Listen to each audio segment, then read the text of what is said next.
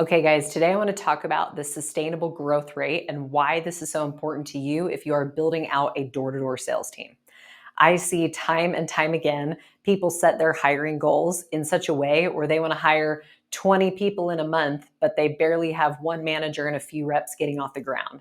And what happens when we scale too fast is that we end up having too many hires that come on board and not enough managers or leaders or trainers that can take those people out to the field. Then they kind of get stuck in this limbo. They've been hired, they don't know what they're doing, no one's holding them accountable, no one's showing them what to do. And so a lot of people fall off.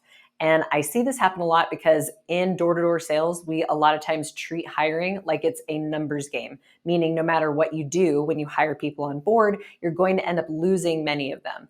And yes, you are going to lose some people, but you do not have to lose as many people as you think you do. So I present to you the sustainable growth rate. This is something we use to help teams calculate how many hires they can bring on within 1 month sustainably in order to grow and make sure that their trainers have enough time for these new hires that are coming on board. So in order to calculate this, you're going to need to know a couple things for your team. The first number that you need is how many trainers or leaders you have that can take people out to the field. So this is not just people that are in management. You might just have one manager for the team, but then maybe you have one or two people that are either really experienced and have been with you a long time, or they're in some type of, leadership and training or a mentor role for your team. Essentially, they just need to be someone that's going to be a perfect prime example of how to, like, their work ethic, how they're going to do their door pitch, and any other parts of the process you're training this person on. If you are only training someone how to door knock and set appointments, obviously your trainer only needs to be perfect at training that as well.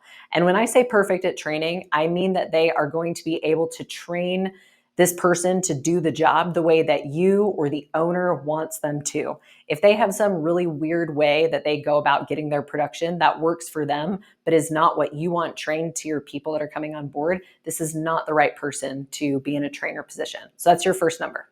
The second thing you're going to need to calculate is how many new hire training classes do you start at your business per month? So if you do a new hire training class once a week, that means that you would have 4 training classes to get started. If you bring people on once a month, that means you have 1. Typically, the cycle that I like to go by is having a new hire class start every 2 weeks at a business. This is because the first week of a new hire's training is the most intense that they're going to have. And so a trainer has to be pretty, locked into working with that person during their first week. During their second week, it's kind of a toss up. People might still need their hand held a little bit to make sure they know what they're doing. But by the end of the second week, it's pretty easy to know that most, if not all of your hires are going to be in this phase where they don't need to have their hand held every day. They don't need to go out shadowing with their trainer every single day, and they can go out in the field on their own. So the time that the trainer needs to invest in this person significantly drops. And then next, you're going to multiply this number by 2 because of a couple things here. Number 1, a trainer can typically take 2 people under their wing at one time during their first 2 weeks. And I look at this as they may only take one person out to the field to shadow at one time, but they can typically split their shadowing days between having a shift with one person and then a shift with another.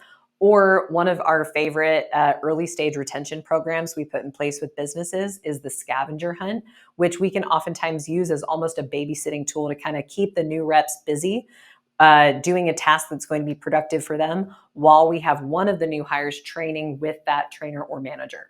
So that means they can take 2 people on at a time. The other reason I like to use 2 is because, again, no matter what, you are going to lose some people. And so you don't want to have just one assigned to every single trainer, have that person fall off after a couple days, and then not be quite as efficient as you'd like to be with your new hire process. So now we're going to put in place some example data so that we can run this and see exactly how many hires this pretend company can bring on board at one time. So let's say the number of trainers we have, we're a fairly immature team. We've got 1 manager and then we have 1 mentor on the team. So I'm going to put down 2 trainers.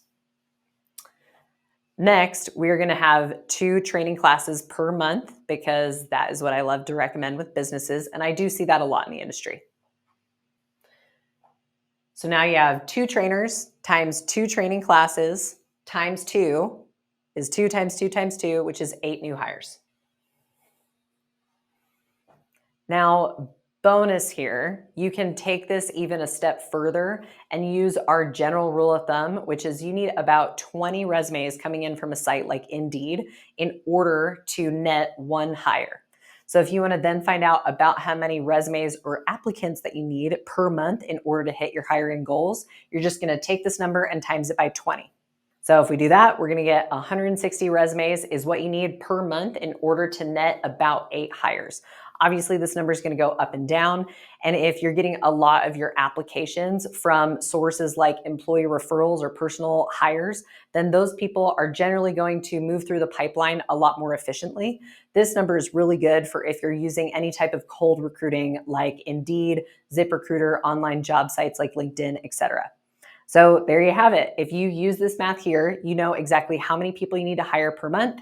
You know exactly how many resumes that you need to bring on per month in order to hit your new hires.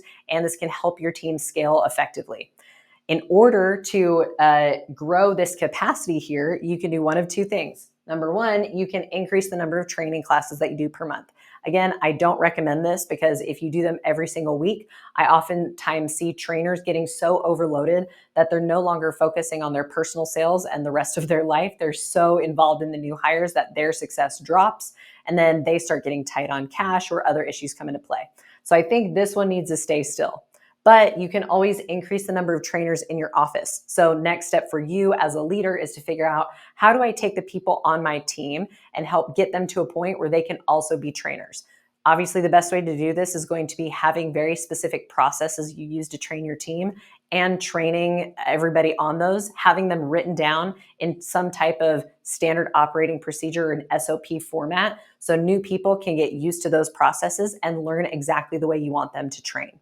The other way is through just hard, old leadership development. So making sure that you're doing a good job developing your people and spending enough time with the people that show promise and want to get into leadership so that when the time comes, you can promote them into this position and use them to expand this number up here. So as soon as you promote one more person to this training role, now you're going to have 3 times 2 times 2, which means you can go up to 12 hires a month now.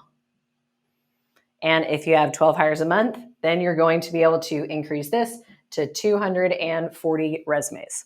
So hope this helps. Hope you can use this to build your team and you can limit your new hire drop off and retain all of your good talent coming on board.